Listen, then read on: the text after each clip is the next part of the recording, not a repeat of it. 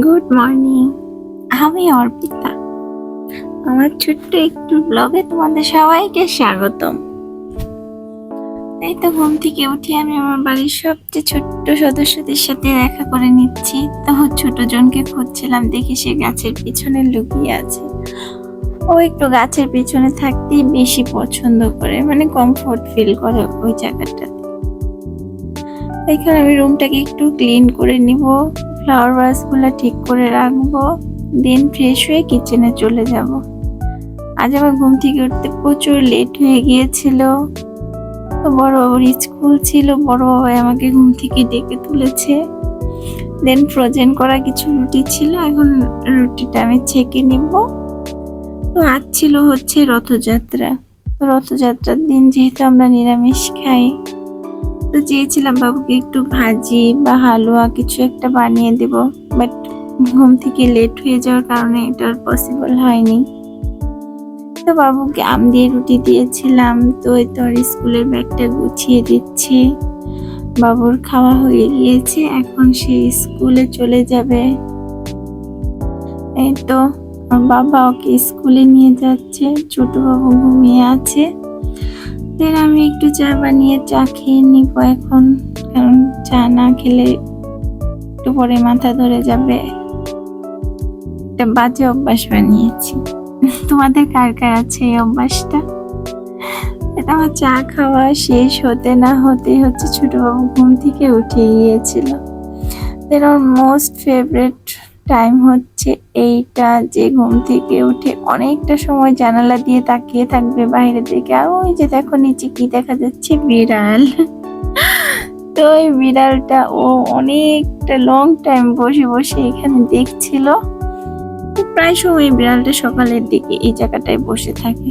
তো দেন আমি বাবুকে ফ্রেশ করিয়ে সকালের নাস্তা বানানোর জন্য চলে এসেছি। তো আজ আমরা সবাই আম দিয়ে রুটি খেয়েছি, আর ছোট বাবু হচ্ছে চিনি দিয়ে খেয়েছে। তো এইভাবে রুটিটা ফ্রোজেন করে রাখলে হয় কি, সময়ও বেঁচে যায় এবং ঝটপট হয়েও যায়। তো দেখো রুটিটা কিন্তু আমার সুন্দর ফুলেছে এবং বোঝাও যাচ্ছে না এটা যে ফ্রোজেন রুটি। তোমরাও বাসায় এইভাবে ট্রাই করতে পারো, মানে যারা এখনো করোনি তাদের জন্য বলছি আর কি। এই তো বড়বাবুকে স্কুলে দিয়ে আসার সময় ওর বাবা কিছু বাজার নিয়ে এসেছিল। তো আমি হচ্ছে দুপুরে রান্নার জন্য কি রান্না করব সেটা চিন্তা করতে করতে তারপরে হচ্ছে প্রিপারেশন নিয়ে ফেলেছি। তো এখানে ডাল রান্না করব, আর কিছু ভাজাভাজি করব, আর আলুর একটা তরকারি করব। তো হচ্ছে আজকে তো নিরামিষ থাকলে একটু মাথায় চাপ বেশি থাকে যে কি রান্না করব, বাচ্চারা কি রান্না করলে পছন্দ করবে। আর হচ্ছে তার মধ্যে আজকে রথযাত্রার দিন হচ্ছে কিছু কিছু জিনিস খাওয়া যায় না। তো সবকিছু মিলিয়ে ঝিলিয়ে এই তো আজকে আমার রান্নার প্রিপারেশন। কিছু জিনিস খাওয়া যায় না বলতে সেটা হচ্ছে, এখন অনেকে প্রশ্ন করতে পারো কি এমন জিনিস খাওয়া যায় না। অনেকে হয়তো বা জানো, যারা জানো না তাদের মনে প্রশ্ন আসতেই পারে। তো সেটা হচ্ছে পটল, আর হচ্ছে শাক, আর জাতীয় যে কোনো জিনিস, আর হচ্ছে আমিষটা তো অবশ্যই খাওয়া যাবে না। তো এই তো আমার রান্না বান্না শুরু হয়ে গিয়েছে। আর হচ্ছে আলুটা আমি এইভাবে কেন ভেজেছি, কারণ আমার ছোট বাবু হচ্ছে এইভাবে আলুটা ভাজলে অনেক পছন্দ করে। ও জাস্ট পিছন থেকে এসে একটা রিয়াকশন দিবে, মা ফ্রেঞ্চ ফ্রাই।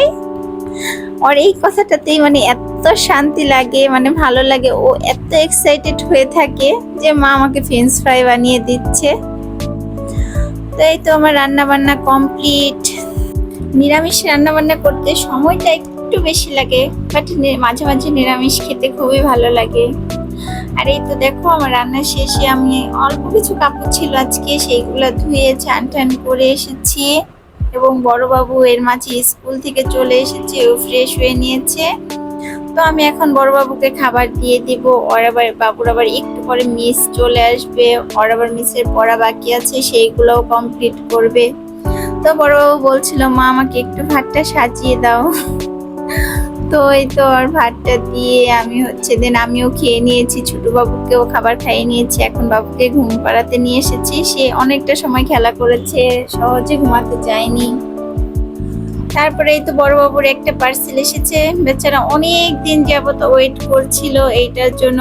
তো তারা যে অর্ডার দিয়েছিল, যখন তারা যে অর্ডার দিয়েছিল মানে এটার যে ছবিটা ছিল সেটা এত বড় ছিল, মানে এটার 5 ভাগের একটা ভাগ হয়তো বা দিয়েছে।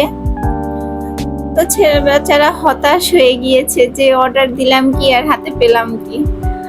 তো যাই হোক, হয়ে যায় মাঝে মাঝে, এমন ব্যাপার না। বাইরের ওয়েদারটা খুবই সুন্দর ছিল, মিষ্টি মিষ্টি রোদ, একটু একটু ঠান্ডা বাতাস আসছিল বাহিরে থেকে।